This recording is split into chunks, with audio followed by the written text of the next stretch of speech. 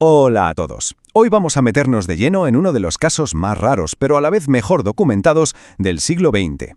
Es una historia que viene de la India y que, la verdad, pone patas arriba todo lo que creemos saber sobre la vida, la memoria y, bueno, también la muerte. Es la alucinante historia de Shanti Devi. Y vamos a arrancar con la pregunta del millón. Esa que ha dado vueltas en la cabeza de la humanidad desde siempre. ¿Y si la vida no se acaba con la muerte? ¿Y si solo cambia de forma? O sea, para entendernos, ¿es posible volver a vivir? Y lo curioso es que, dejando a un lado las creencias de cada uno, esta idea conecta con una sensación que seguro que a más de uno le suena. ¿Quién no ha tenido alguna vez un déjà vu?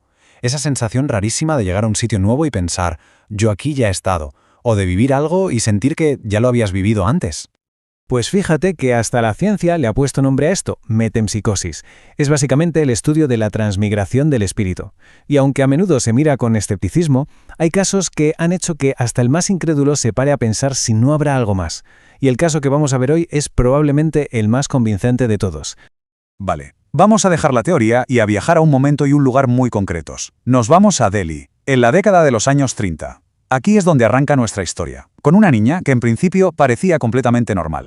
Y aquí es donde dos historias que no tenían nada que ver están a punto de cruzarse. Por un lado, en 1926 nace Shanti Devi en Delhi. Unos años después, a casi 150 kilómetros de allí, en una ciudad llamada Mathura, una mujer joven muere en el parto. Y entonces, en 1931, la pequeña Shanti, que solo tenía 5 años, empieza a contar algo que es sencillamente imposible. Y ojo, que no eran las típicas fantasías que tienen los críos, no. Eran recuerdos súper detallados, coherentes y que repetía una y otra vez. Recuerdos de otra vida en otro sitio. Es que lo alucinante eran los detalles que daba. No eran cosas vagas.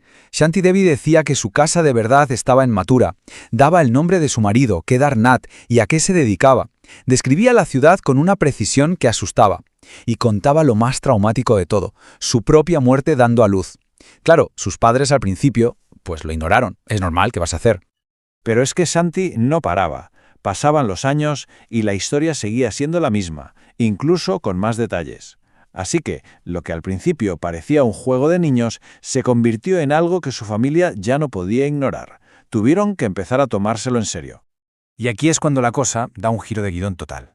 Un maestro de escuela, que era bastante escéptico pero tenía curiosidad, decide investigar por su cuenta. Habla con la niña y se queda de piedra con algo. Shanti usa palabras y giros del dialecto de Mathura, un sitio donde no había estado en su vida. Intrigado, coge y escribe una carta a la dirección que ella le da. ¿Y la respuesta que recibe? Bueno, la respuesta lo cambia absolutamente todo. Resulta que la carta de Kedar Nath, el comerciante de Mathura, lo confirmaba todo, punto por punto.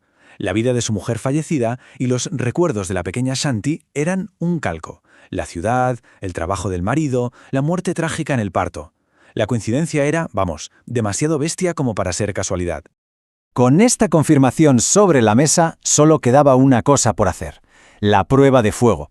Llevar a Shanti Devi a Mathura, a esa ciudad que recordaba con tanto detalle, y enfrentarla a la vida que decía que había dejado atrás. Y lo que pasó allí fue abrumador. Nada más llegar reconoció sin dudar a la gente que ella decía que era su familia. Pero no solo eso, es que se puso a hacer de guía por el pueblo, señalando edificios y diciendo «esto ha cambiado» o «esto antes no estaba aquí», desde su muerte. El momentazo fue cuando habló a solas con Kedar Nath y le recordó detalles tan íntimos de su matrimonio que, vamos a ver cómo se quedó él. Estupefacto. Esa fue la palabra que usó. Se quedó de piedra, completamente alucinado. ¿Cómo podía una niña de Delhi saber todos esos secretos? Pero agarraos, que la prueba más fuerte de todas estaba todavía por llegar.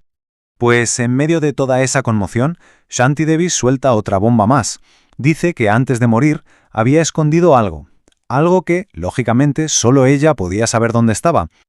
Y con una seguridad pasmosa, se fue directa a una habitación de la casa, se fue a una esquina y señaló un punto concreto del suelo. Y les dijo que levantaran las baldosas. Y efectivamente, allí mismo donde ella había dicho, encontraron una cajita. Dentro había dinero. Eran los ahorros que su yo de antes había guardado en secreto. Y aquí viene el remate final. La cantidad de dinero que había en la caja era exactamente la misma que Shanti había dicho que encontrarían, intacta. Esto ya era una prueba física, tangible, irrefutable.